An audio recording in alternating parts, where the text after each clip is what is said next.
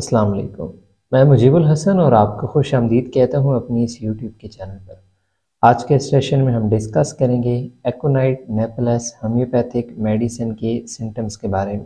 अब जो प्रीवियस दो सेशंस थे उनमें सबसे पहले में हमने इसकी जो इम्पोर्टेंट सिम्टम्स हैं उनके रिलेटेड डिस्कस किया था। फिर उसके बाद जो डिटेल सिम्टम्स आ जाती हैं उनके रिलेटेड, तो डिटेल सिम्टम में सबसे पहले हमने डिस्कस किया था मेंटल हेल्थ सिम्टम्स के बारे में।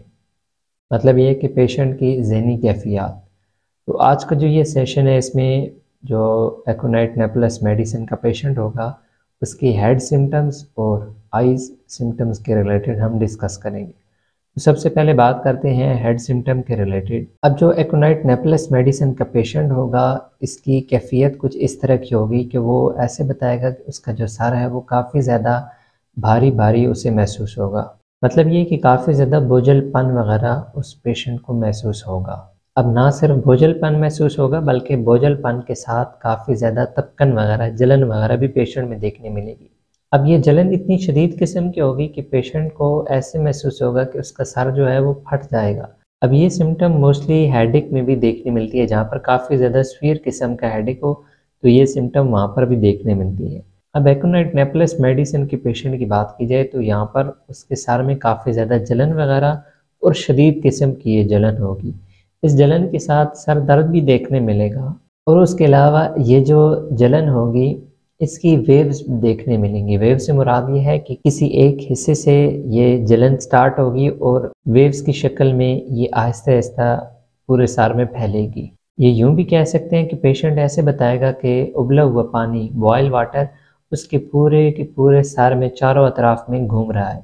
जैसे कि पानी की एक वेव होती है, आहिस्ता आहिस्ता वो ट्रैवल करती है, तो सेम इसी तरह इस जलन के भी वेव्स काफ़ी ज़्यादा देखने मिलेंगी। अब इस वेव्स की वजह से पेशेंट को ऐसे महसूस होगा कि जैसे जो उसका सर है वो अंदर की जानिब से काफ़ी ज़्यादा प्रेस हो रहा है।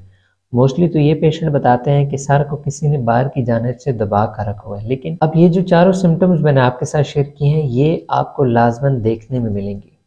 अब इन चारों जो सिम्टम्स हैं इनका आपस में कनेक्शन है, इस वजह से मैं यहाँ पर ये चीज़ वाज़ेह कर रहा हूँ। ये चारों सिम्टम्स आपको तकरीबन इकट्ठी ही देखने मिलेंगी। अब इन सिम्टम्स के अलावा नेक्स्ट पॉइंट आ जाता है डिजीनेस के हवाले से।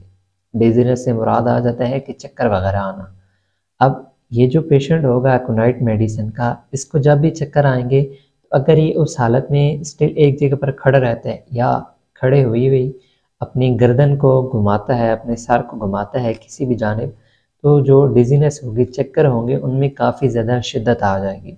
मोस्टली तो ये चीज़ देखने मिलती है कि चक्कर वगैरह जब भी किसी पेशेंट को आता है तो वो थोड़ी देर के अंदर ही ख़त्म हो जाता है, कुछ लम्हे के लिए आते हैं चक्कर और पेशेंट स्टिल एक जगह पर ही खड़ा रहता है, उससे कुछ भी नहीं होता।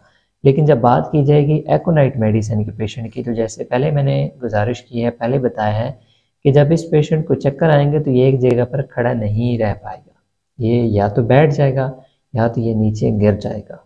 अब नेक्स्ट सिम्टम आ जाती है कि पेशेंट को अपने सर की चोटी के ऊपर ऐसे महसूस होगा कि जो उसके बाल हैं वो काफ़ी ज़्यादा स्टिल एक जगह में खड़े हुए हैं, मतलब अकड़े हुए हैं और कोई उनको नोच रहा है। मोस्टली तो हमें ये चीज़ देखने मिलती है ख़ुसूसन सर्दियों में कि बाल जो होते हैं वो काफ़ी ज़्यादा अकड़ जाते हैं।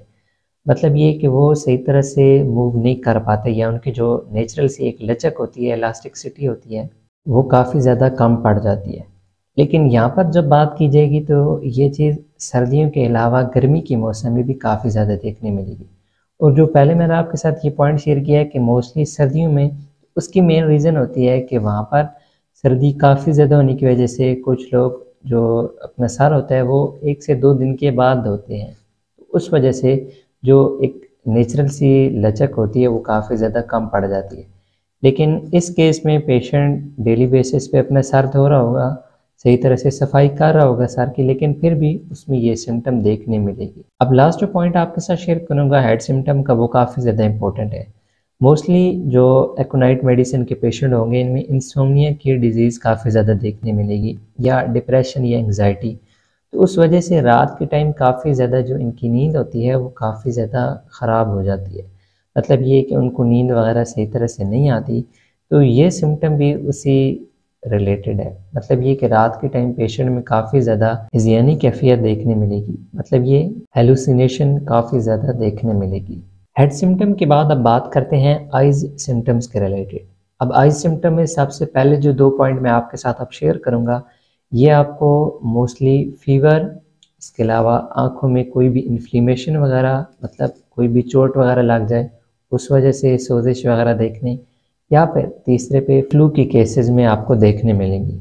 अब सबसे पहले पॉइंट आ जाता है कि आंखों में सुर्खी वगैरह देखने मिलना, इन्फ्लेमेशन देखने मिलना। जैसे पहले मैंने आपके साथ शेयर किया है कि ये जो पॉइंट है ये मोस्टली आपको या तो फीवर की केस में देखने मिलेगा अगर आंखों में काफ़ी ज़्यादा रेडनेस वगैरह देखने मिली है, या फिर आंखों में कोई भी ज़ख़म वगैरह या सोजिश वगैरह देखने मिल सकती है, उस वजह से भी आंखें काफ़ी ज़्यादा सुर्ख हो जाती हैं। नेक्स्ट पॉइंट आ जाता है कि आंखें जो होंगी वो काफ़ी ज़्यादा गर्म, खुश्क और उनमें ऐसे महसूस हो कि जैसे रेत भरी हुई है। अब ये जो पॉइंट मैंने आपके साथ शेयर किया ये आपको फ़ीवर के केस में देखने मिलेगा। अब मोस्टली तो ये होता है कि जब फ़ीवर काफ़ी ज़्यादा हाई होता है तो पेशेंट को ऐसे महसूस होता है कि जो उसकी आइज़ हैं उनमें काफ़ी ज़्यादा हल्का-हल्का पेन महसूस हो रहा है, कि जैसे उनमें जो लिक्विड है, पानी है, वो ख़त्म हो गया है, मतलब वो खुश्क हो गई हैं। तो यहाँ पर जो रेत वाली सिम्पटम देखने में भी है कि जैसे उनमें रेत भर गई हो, खुश्की हो गई हो, तो ये पॉइंट एग्जैक्टली उससे रिलेटेड है। अब ना सिर्फ फीवर में ऐसी कैफियत देखने मिलती है, मोस्टली ये कैफियत जो फ्लू होता है उसमें भी देखने मिलती है। जब पेशेंट में काफ़ी ज़्यादा तेज़ फ्लू देखने मिले या फ्लू की वजह से काफ़ी ज़्यादा फीवर देखने मिले, तभी ये सिम्टम देखने मिलती है। नेक्स्ट सिम्टम आ जाती है कि पेशेंट के जो आँख के प्यूटे होंगे उनमें काफ़ी ज़्यादा स्वेलिंग, सूजन वगैरह देखने मिलेगी, और उसके अलावा काफ़ी ज़्यादा वो सुर्ख भी हो जाएंगे और काफ़ी ज़्यादा सख्त हो जाएंगे। आँख के प्यूटे से मुराद आ जाती है कि आईलिड्स। जब ये सिम्टम देखने मिलेगी कि पेशेंट के जो आईलिड्स हैं उनमें काफ़ी ज़्यादा स्वेलिंग हुई हो, तो पेशेंट को रोशनी बिल्कुल पसंद नहीं आएगी, बल्कि उससे काफ़ी ज़्यादा घबराहट होगी, काफ़ी ज़्यादा वो बेचैन हो जाएगा। या बाहर की अगर कोई चीज़ आँख में चली जाती है तो उसको निकालते वक्त काफ़ी ज़्यादा आँख से पानी का अखराज होगा। या उस टाइम अगर खुश्क और सर्द हवा आँखों में लग जाए तो तब भी काफ़ी ज़्यादा पानी वगैरह शदीद आएगा। ये कोई सिम्टम्स थी एकोनाइट नेपलेस मेडिसिन के पेशेंट की जो मैंने आपके साथ शेयर किया आज के सेशन में, हेड सिम्टम्स और आई सिम्टम्स। कोई भी क्वेश्चन हो आपका इन दोनों सिम्टम्स के हवाले से तो आप कमेंट सेक्शन में पूछ सकते हैं। अगर आपको ये सेशन पसंद आया तो लाजमी लाइक कर दीजिएगा।